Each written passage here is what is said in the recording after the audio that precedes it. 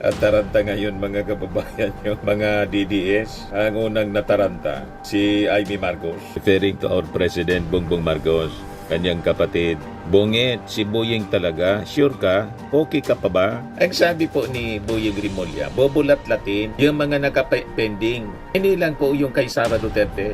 Naitanong lang ng media, o pakinggan ninyo yung statement po. Very fair yung statement. Gobyerno, ayon sa kanya, sisimulan niya ang pagbusisi sa Statement of Assets, Liabilities and Net Worth ni Vice President Sara Duterte para malaman kung may tagong irregularidad o hindi at tugmang detalye sa kanyang... So dapat mabilis, tama yon si Boyeng. So that kung hindi man guilty po, di ma-clear na yung kanyang pangalan. Halimbawa si Sara Duterte, di malinis na yung kanyang pangalan. Di ba? Kaya ang nangyayari po, ulat cover up. Nagbabagang mga balita at pagtalakay sa mga isyu ng lipunan. Bulsa! Opinyon, banat at paglalantad sa katotohanan. Bulsa! What you see is what you get. You decide. Hello po mga kababayan, si Dante Maravillas, Bicolano vlogger, broadcast journalist from Albay. Pag-usapan natin yung bagong ombudsman ng ating bansa, Tanod Bayan, incoming ombudsman, Boyeng Rimulya, kung saan nanginginig na yung mga kurap. At taranta ngayon mga kababayan, yung mga DDS. Ang unang nataranta, si Amy Marcos. Yan mga ngiti-ngiti ni Amy Marcos po, plastic. Ang ngiti niya puno ng pait. Yan yung post niya kahapon. Sabi niya, bungit, referring to our President Bongbong Marcos, kanyang kapatid. Bungit, si Boyeng talaga, sure ka? Okay ka pa ba? Talaga itong si Amy Marcos. Masyado nang nahawaan ng mindset ng mga Duterte. Ikitang-kita po na okay yung ating Pangulong Bongbong Marcos. Ang hindi okay po, kayo, si Sara at mga DDS, yun ang hindi okay ang mga pag-iisip. Pero yung ating Pangulong Bongbong Marcos sa pag-appoint kay Boyeng Rimulya, okay ang naging desisyon. Perfect. Excellent. At siguro siya kapag pili kay Boyeng Rimulya. Siya yung pinakatama. Kailangan man ang i-appoint yung mga kakulay ninyo. Si Martires na in-appoint ni Digong, bakit wala kayong question? Kasi aliado ninyo, protector ng mga Duterte. Kailangan man yung ating Pangulo na siyang may power to appoint kung sino ang dapat na iluklok na ombudsman. Ang i-appoint niya yung mga kakulay niyo. Lihis sa tama ang pag-iisip. Yung mga kabuktutan, yun ang tama sa inyo. Yung tama, yun ang mali. Di ba ba? Pagkatapos mga kababayan, sabay pakalat ng mga DDS vloggers, ng mga fake news, pinapalabas sa pag-appoint mga kababayan ng ating Pangulo kay Boyeng Rimulya bilang bagong ombudsman, isi-single out po, tatargetin. Yun ang narrative nila. Tatargetin si Sara Duterte. Wala man pong gano'n. Naitanong lang ng mainstream media siyempre. Kasi may mga pending cases sa ombudsman si Sara pero pinatulog ni Martires. Ang sabi po ni Boyeng Rimulya, bobulat-latin yung mga nakapending. Hindi lang po yung kay Sara Duterte. Naitanong lang ng media, o pakinggan ninyo yung statement po. Very fair yung statement. Ito yung tama, sabi ni Boyeng Rimulya. Senator Amy Marcos is saying na pag kayo raw po ay naupo, asahan na raw po ang mga kaso laban daw po sa mga Duterte at sa mga aliado nito. Alam nyo, nung naging DOJ Secretary ako, ang unang-una kong tinanggal, weaponization ng batas. And it will not be weaponized. Kita ninyo? Nang maging DOJ Secretary daw siya, ang una niyang tinanggal yung weaponization ng batas. Inalis niya ang paggagamit bilang isang armas laban sa mga kalaban sa politika ng ating batas. Ganon din yung kanyang gagawin dito. Binaliktad ng mga DDS ang sinusundan yung narrative ni Amy Marcos. Saka siyempre ni Sara Duterte at pamilya Duterte. Ito agad yung pinakalat nila. Hindi magpapadaig si bagong ombudsman Boyeng Rimulya sa paglilinis ng gobyerno. Ayon sa kanya, sisimulan niya ang pagbusisi sa Statement of Assets, Liabilities and Net Worth ni Vice President Sara Duterte para malaman kung may tagong irregularidad o hindi at tugmang detalye sa kanyang yaman. Giit ni Rimulya, walang sasantuhin sa laban kontra sa korupsyon. Pantay ang batas para sa lahat, maliit man o mataas ang posisyon. Lilinisin natin ang gobyerno sa pamamagitan ng pag-imbestiga sa salin ni BP Sara. Yun lang ang tanging paraan. Wala man pong ganyan na sinabi si Boying. They're putting words into the mouth ni Boying Rimulya para siraan po ang pag-appoint ng ating Pangulong Bongbong Marcos kay Boying Rimulya. Kanila pong narrative, purposely, yun ang sinabi ni Amy Marcos. Alam ko na niya, talagang ganon. Inappoint si Boying Rimulya para targetin si Sara Duterte alone. Walang ganon po. Kaya tama itong post ni Benji Contreras. Sabi niya, totoo ba itong payag ninyo appointed ombudsman Boying Rimulya? For me, hindi lang salin ni Sara Duterte Carpio ang buksan sa publiko, kundi lahat ng opisyal, elected and appointed ng gobyerno, lalo na yung may issue ng korupsyon, anomalya o katiwalian. You see, tama yung pagkaunawa ni Benji Contreras. Kasi po, siguro naman po, napanood ninyo yung full press con ni Boying Rimulya. Wala mang ganong sinabi. Natatargetin niya. Inassume mga kababayan itong mga DDS para siraan ang appointment ng ating Pangulo kay Boying Rimulya. Ganon sila katindi. Mag-twist ng mga balita, magpakalat ng fake news, maglagay ng mga salita sa bibig ng isang tao na pinapasalita nila na hindi man sinabi. Ayun tayo yung mga DDS vloggers, mga kababayan, no? Kuara. Sabi ko sa inyo ha? Ito Fake news peddler po. Diba? So, VP Sara, SALN to be scrutinized. Just in. Newly appointed Ombudsman Jesus Crispin Boying Rimulya in a press conference said he will review the statement of assets, liabilities, and net worth or SALN ng ating Vice President for possible irregularities. Grabe! The top priority. Di ba? Wala mang ganun po, mga kababayan, na statement si Boying Rimulya. Natanong lang siya. Siyempre, itatanong ng mainstream media. Ang sinabi po ni Boying Rimulya, may mga final na niya. Bubuklatin natin. Pero hindi sinabi niya na iyon ang talagang top priority. Kaya sinabi niya na nagtanungin siya ng mainstream media, paano niya yung mga flood control. Sabay-sabay niya natin yan na gagawin. Pakinggan po ninyo yung mismong press con niya. Pag tayong naniniwala, sabi ko sa inyo, mahilig magbaluktot ng kwento. Ito pong mga DDS vloggers. Pagkampi po sa mga Duterte, sanay sa black propaganda, sanay sa fake news, sanay sa pagbaluktot ng mga kwento para po to fit their interest. Ayan Siguraduhin ko sa lahat yan. Wala itong sisinuhin. Ang trabaho ng ombudsman para sa buong Pilipinas, hindi sa isang kampo ng politika. You see? Kaya wala tayong sisinuhin dito. Walang sisinuhin. Pero hindi nangangahulugan. Pag sinabi mong walang sisinuhin, ang gusto kasi nilang mangyari po, wag nang galawin si Sara. Wala ngang sisinuhin. Kasi pag ginalaw si Sara, ang iniisip nila, politika. Hindi nangangahulugan po, mga kababayan, pag nagsabi sila na pinopolitika, yung tao na politiko tulad ni Sara, hindi na guilty. Kung hindi siya guilty, dapat nga welcome sa kanya ang pagbusisi ng ombudsman sa kanyang SALN. Kasi, di ba, ang ibig sabihin niyan, wala siyang tinatago. Tama po? Bakit kasi masyadong defensive si Sara Duterte at yung mga kaibigan niya? Ano ang sagot nun? May tinatago siguro. Para mawala yung duda, buksan niya lahat. And that should be, mga kababayan, sana yung nangyari kung natuloy yung trial, yung impeachment trial. Kaya lang, Northwest Archive, imbis na trial po, archive yung ginawa nila. Hindi po maaalis yung duda ng mga tao hanggat hindi yun nabubuksan. There is always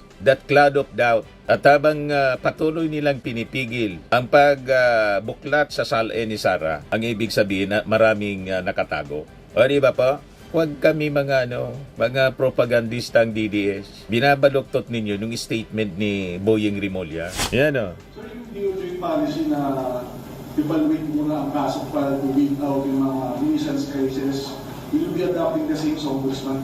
Siyempre, dapat taasan ang standard. Sabi ko nga, dapat mawala yung weaponization ng office. Dapat Walang siya talaga weaponization. hanapan ng ebidensya at yung ebidensya matibay para pag final na, ang idea natin dito iba yun. Actually, hindi naman iba. Alam to ng lahat ng abogado. Pag kumpleto ka sa ebidensya at ang kaso ay nakamada nyo na kung paano gagampanan ng kaso, kung paano ihaharap sa husgado, ang gusto natin mag-continuous trial para mabilis. At iiksian natin ang taktika ay susubukan nating maibsan, mabawasan yung mga taktika ng pagdidelay ng kaso. Kasi ang naging tendency na marami, i-delay yung kaso, sabay sasabihin, they were denied the right to a speedy trial. Hindi ko pwede yan. Dapat dito talaga yung benchmarking ng lahat ay magawa para bilisan natin ang trial ng kaso. Ayusin ang ebidensya para tuloy-tuloy ang takbo. So dapat mabilis, tama yon si Boying. So that kung hindi man guilty po, di ma-clear na yung kanyang pangalan. Halimbawa si Sara Duterte. Di malinis na yung kanyang pangalan. Di ba?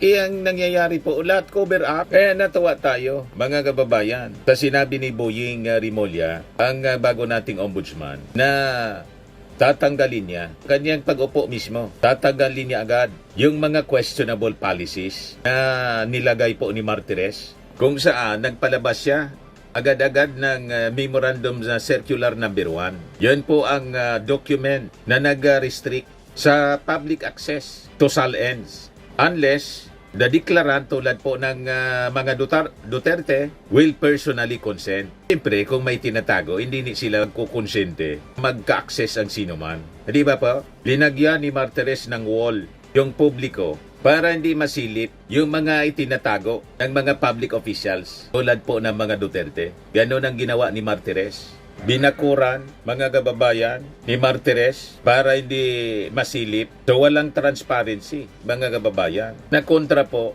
sa mismong batas, Republic Act 6713. Ayan, Republic Act 6713, the SALN is a public document.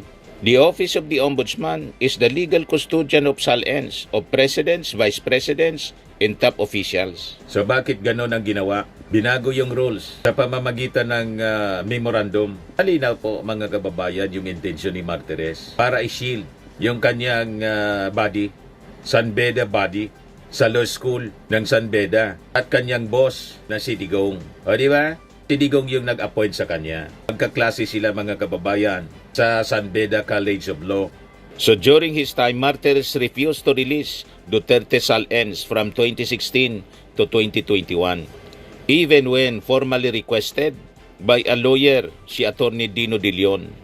He reversed a 30-year tradition of presidential transparency. From Cory to Pinoy, all presidents made their SALENs public.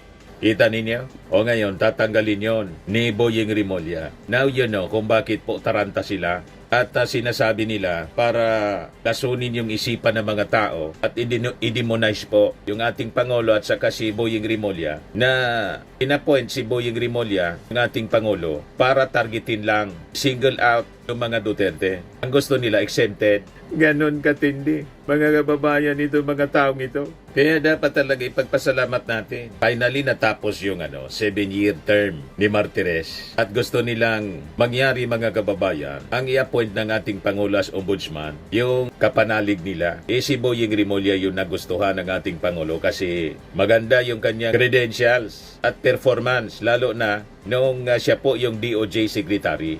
Ngayon, na in-appoint, mga kababayan, si Rimulya ng ating Pangulo bilang Ombudsman, sabihin naman ninyo, ito ay design para to protect Martin Romualdez. Laging ganyan po. Si Martin Romualdez, lagi ninyong target ng mga propaganda ninyo. Wala mang kaso po si Martin Romualdez na dapat tingnan ng Ombudsman. May nag-file na ba ng kaso sa Ombudsman kay Martin Romualdez? Wala. At sa DOJ, in-invite ni Boying Rimulya si Orly Gutesa, yung surprise witness ni Marcoleta. Hindi nga po pumunta. Kaya may mali siya. Parang pa Senate Blue Ribbon Committee lang po yon para sa political propaganda. Hiraan si Martin Romualdez. Kasi kung malakas yung ebidensya, right away, mga kababayan, nang i-invite si Gutesa, di sana pumunta doon sa DOJ. O ngayon, hindi na nagpapakita si Gutesa. Ibig sabihin, yung kanyang affidavit talaga po, piki yung notaryo, pati yung laman nun, malamang piki. O ngayon, with Ombudsman Rimulya, sasabihin naman ninyo, ginawang ombudsman ng ating Pangulo to protect Martin Romualdez and targetin si Sara Duterte. Huwag kami mga DDS. Sa totoo lang po, contrast ang pagkatao ni Martires as compared kay Martin Romualdez. Si Martires nag-issue ng memorandum circular para itago yung mga records tulad ng SALN. Pero si Martin po, binuksan niya ang lahat ng libro. You see, sinabmit niya yung kanyang SALN clearly, confidently, at consistent siya sa ganong policy. And in fact, yung BICAM nga po, in-announce niya na ito niya open to the public. Nag-invite pa ng representative mula sa civil society para magbantay sa deliberations. You see, before siya na nag-resign bilang Speaker of the House, never pa ito na nangyari noong mga nakalipas na panahon ng mga previous speakers po. Ngayon lang ito nangyari. So nire-respeto niya po ang institutional transparency at kasya para sa public scrutiny. Kaya nga po, ang tanong natin, bakit siya yung tinatarget palagi? Itinuturo ng lahat. Anong mayroon kay Martin Romualdez? Laging tinuturo, laging sinisisi. Di ba po? So makikita natin dito po, ang anti-Martin na narratives po, hindi base sa facts. Walang rason na silipin si Martin ng ombudsman. Unang-una, wala man siyang kaso. Si Sara may kaso, pending case sa ombudsman. So may rason na silipin. Yun ang sinasabi ni Boyeng Rimulya. May pending case na anya siya dito. Bubuklatin natin, titingnan natin. May mga naka-assign na rin anya ng mga tao. At tatanungin ko anya kung ano yung status niya. Kasi pinatulog po ni Martires. Makikipag-dialogue ako dyan sa Sandigan Bayan para magkasundo naman sa bagay na ito. Kasi nga, ang justice system, dalawa yan, hindi naman DOJ lang yan o ombudsman eh.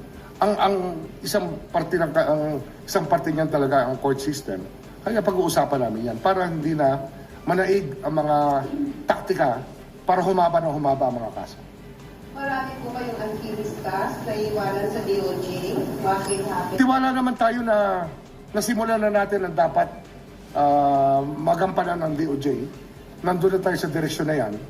Kaya hindi ako natatakot na iwan ang DOJ na nandun pa yung mga trabahong kailangan gampanan.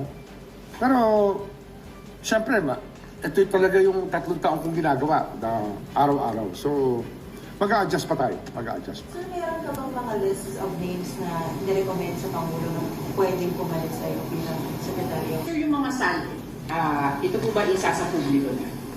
Ano yan? Dapat lang. Pero meron tayong data privacy law, meron tayong pangingatan, wala tayong karapatang matatrample upon na ating ma-violate. Kaya we will lalagay tayo ng guidelines lang sa pag-release ng SALN. And basically, unang-una ayaw natin yung subject ng data privacy law, dapat igalang natin lahat yan. At pangalawa, hindi dapat maging risk yan sa mga tao na i-release mo information.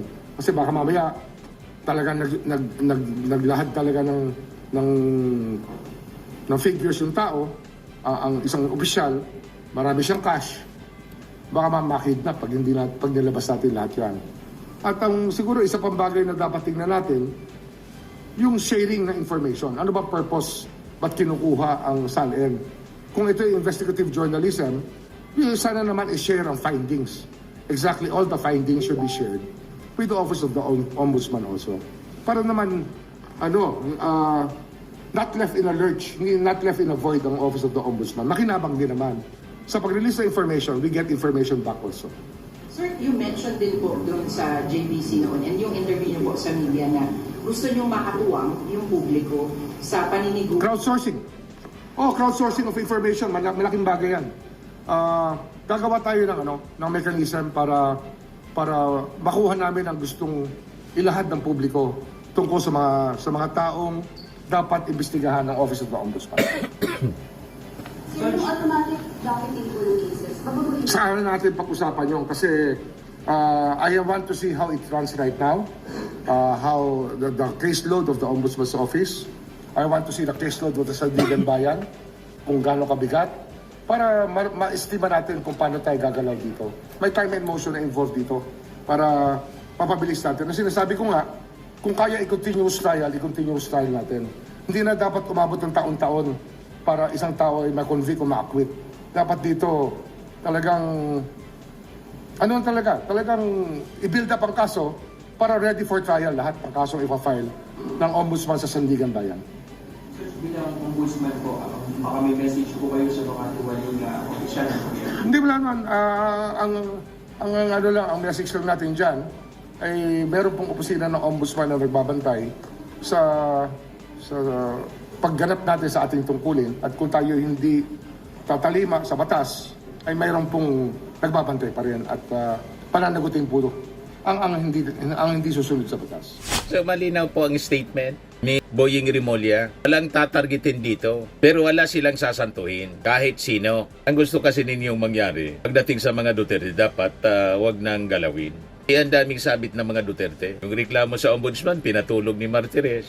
You see? Kaya ang medyo nakapagtataka mga kababayan dito, yung mga Duterte, tinatago yung SALN, ayaw ipasilip. Okay sa inyo. Si Martin Romualdez, sinunod ang lahat ng rules, nag-file ng SALN, open the doors for transparency. Pero yun ang target ninyo ng paninira. Wala mang ambisyon. Hindi man nag-a-announce pa. Siguro, duda lang ninyo na tatakbo sa pagkapangulo. Ayaw na ninyong tantanang. Bukang bibig ni Amy, bukang bibig ni Sara, bukang bibig mga kababayan ni Chis Escudero. Ang lahat daw ng kaguluhan ngayon, ang nag-orchestrate, ang mastermind si Martin Romualdez. Nag-resign na nga as speaker.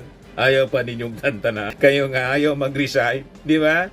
But anyway, with Boying Rimulya mga kababayan, maayos na po yung lahat. Yung mga tiko, yung mga liko, itutuwid mga kababayan ni Boying Rimulya, mga likong policies na nilagay ni Martires. At makakaasa kayo ng transparency. Sabi nga po ni Boying, maglalagay siya ng media office sa ombudsman para mabilis yung release ng mga information sa mga cases po na hawak ng ombudsman. Di ba napakaganda po? Yung lahat ng magagandang ginagawa ng ating Pangulo sa mga appointments niya, yun ang sinisiraan po ng mga DDS kasi takot na sila ngayon. Takot sila kasi may mga itinatago. Kasi kung wala kang itinatago, ano ikatakot mo? Wala kang kasalanan. File lang ka man ng kaso sa ombudsman, kaya mong harapin. At siguradong ma-acquit ka kasi pabibilisin ng ombudsman yung pag-imbestiga ng mga kaso. Pag malakas ang ebidensya, ipafile ang kaso sa sandigan. Aalisin na po yung mga strategy, taktika sabi ni Boying, delaying tactics. Doon mahilig mga kababayan, ang kampo ng mga Duterte. Nakita ninyo yung forthwith, naging archive. Almost pinatay na nila yung impeachment case laban kay Sara. Nakala nila makakalusot sila, may ombudsman ngayon. Kaya taranta sila ngayon, mga kababayan. Ang SALN po, sa totoo lang, hindi po siya isang tulad ng diary na tinatago. Dokumento po siya ng tiwala. At kung may tiwala ka na wala ka mang tinatago, wala ka mang ginawang masama, wala kang mga illegal na ginawa para magpayaman, anong rason na itago? Tama po? Kaya ang gagawin po ni Rimulya, tatanggalin yung lahat ng mga pulisiyang masama, denying the public access to SALNs ng mga opisyal ng gobyerno. Alam naman po natin, ang daming sangkot, lalo na dito po sa flood control. Di ba po? Kaya huwag kayong maniniwala po mga kababayan sa mga propaganda ng mga DDS vloggers sa ni Amy Marcos na ang pag-appoint kay Boying Rimulya sa ombudsman ay para targetin lang yung mga Duterte, lalo na si Sara. Walang ganun po. Sa isip lang nila yon. Ang gusto kasi nilang mangyari, protect Sara. At ang daming mga problema na pinasok siya sa paghahawak ng pera ng bayan tulad ng mga chichirya. Yan ang gustong mangyari nila kay Amy Marcos. Kalimutan na lang natin yung mga chichirya. Max Framing and Lifting Cream, pinapahid po sa mga pulses in affected area. Mainam po sa paninigas ng mga kaso-kasuan. Ito naman po, Automax Radiant Serum. Sa mukha naman yung application, anti-aging po siya. You will look 10 years younger than your age. Sa mga cancer patients naman po, baka lang gusto ninyo itong itry. Naing siya Red Mix Fruit Drink. Hindi mo po siya gamot, food supplement siya. Kaya lang, gawa siya mga kababayan sa goji berry. Yung goji berry, may anti-cancer properties. O ngayon, yung mga inquiries ninyo, dumiritso na lang kayo sa aming messenger sa Facebook para masagot namin agad. Ayos pa? Ayos na ayos niya, Mr. Maravilla. Nagana po ng malinis and spacious fitness gym. Pumunta lang po kayo sa aming Colossal Fitness Gym. May Grab car rental din po kami. But anyway, ito po pala yung aming bagong product na binibenta online. I am worldwide amazing pure organic barley powdered drink mix from Australia. Negosyo to ng aking anak na architect entrepreneur Riz Maravillas. Ayan po. Kontakin na lang po ninyo siya, Riz Maravillas on Facebook. Ang mga health benefits niya, boost immunity, improves digestion, enhance energy levels, packed with antioxidants, prevent cancer. Ito naman po yung bago naming product na binibenta online. Eye Glow Serum, whitening po siya. Tingnan ninyo yung epekto sa aking anak na architect before and now. Yung mga inquiries po ninyo, dumiretso na lang kayo sa kanyang Facebook account, Riz Maravillas.